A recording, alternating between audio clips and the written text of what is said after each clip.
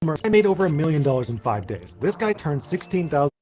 Meme coins make millionaires every month, whether you love them or hate them. This guy made over $1 million in 5 days. This guy turned $16,000 into 10 million. So that made me curious. Is it possible to predict the next big meme coin? Are there patterns that someone can spot to point to the next 100x? Or is all this some completely random gamble? Well, I've discovered something in my research. There are distinct patterns and rules to the meme coin game. Patterns that might just make you a fortune, and rules that protect you from rug pulls and scams. Now, just to be clear, this isn't financial advice. Meme coins, no matter how you approach them, they're pure degen gambling. But if you're sick like me, here's everything you need to know. Meme coins are pure psychology. In my research, an extremely clear pattern emerged. Meme coins are literally an assault on our psychology and our biases. The more psychological boxes a meme coin can check, the more likely the world is to purchase it. If the world is purchasing it and you were early, you get rich. It's that simple. So let's start with the name. There are thousands of meme coins named after dogs, Pepe, Elon Musk, anything memeable. And if you're a normal human being, your initial reaction to something like a Pepe that you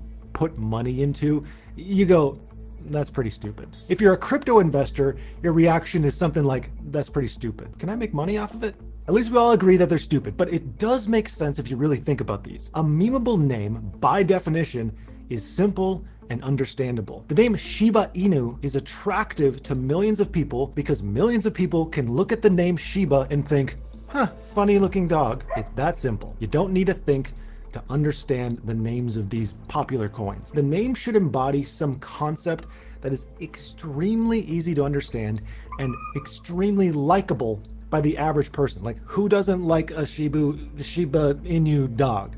They're cute, they look funny. Like, that's it. It's that simple. That's our first checkbox. Now, of course, a good name, that isn't enough for a meme coin to blow up. People have to actually buy the thing. And that brings me to the friction of meme coins. Meme coins most often are built on larger market cap projects like Solana or Ethereum or whatever. The reason is pretty simple for this. Investors already have money in those large products, which means there's less friction to buy the tokens that are built on those layer one ecosystems. It's a lot easier to get an Ethereum holder to buy a meme coin that's built on Ethereum than it is to get someone to take some cash, transfer that to Ethereum, and then use that to buy some meme coin. If it's easier to buy, more people will buy it. And I have another important point on that later, but you need to hear this first. Think about this. On bigger projects like Ethereum or Solana or whatever, you have investors who have made tons of money in their initial investment into those tokens. Like someone who bought Ethereum early, now they're just sitting on some bags. But when you have a big win in crypto, you don't really feel like it's real money. It's in that token, it's not dollars,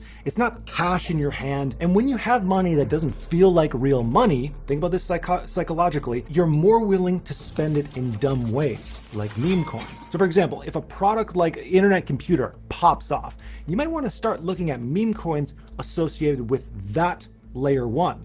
The reason being is you have a ton of investors actively looking for the next spot to park some of that cash. And of course, meme coins are often the loudest projects marketing wise because they are just pure marketing. Plus, they're extremely simple to understand, so that's kind of an attractive place to park some of those gains that you made that don't really feel like real money. And yes, you need to be extremely careful with all this because while meme coins are subject to these capital flow principles, they're also completely insane. And they're subject to extreme cycles of hype that typically look like up, down, flatline, and then they just die forever. Some recover, but like most never do. So the question is why?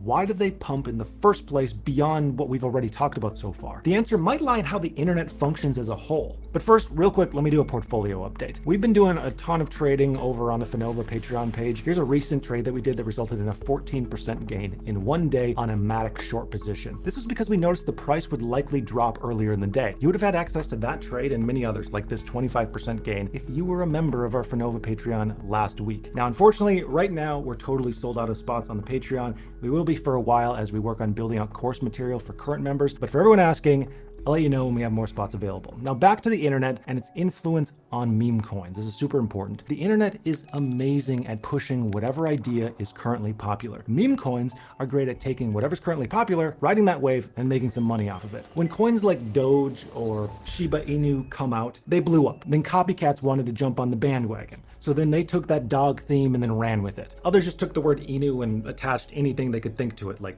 cock, Inu.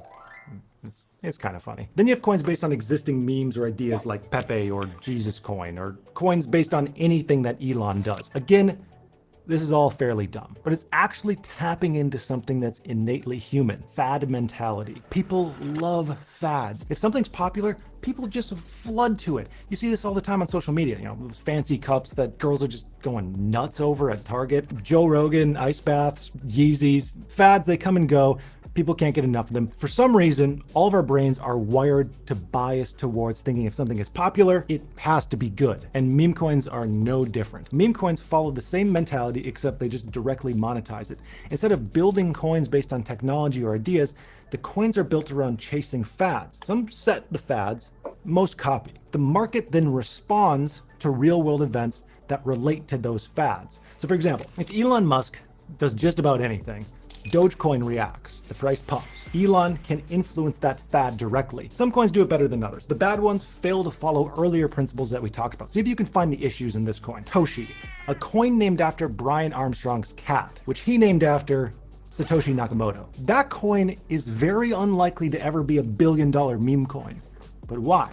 It's too complicated and too irrelevant. The name is named after a cat that a guy named because of another guy's name. In the meme coin world, that's way too much thinking. And he's not relevant enough. Brian Armstrong, he simply isn't famous enough for this coin to blow up as a result of him. Never underestimate the power of a strong narrative. Our psychology, we just can't get enough of a strong narrative. We're a storytelling species. We can't get enough of it. Perfect example of what can happen. Doge's price was completely flat for years until a perfect storm of narrative events not only brought it back to life, but propelled it into what it is today. And there are a few principles at play here that encapsulate the meme coin logic in its entirety. See if you can spot them. First, Elon Musk. He started tweeting about Doge. Then Reddit went crazy about it. Then Snoop Dogg and Gene Simmons started talking about Doge. Then Mark Cuban started using it as NBA games. And then after that, Coinbase listed it, and this caused this widespread market surge. This was a series of narrative events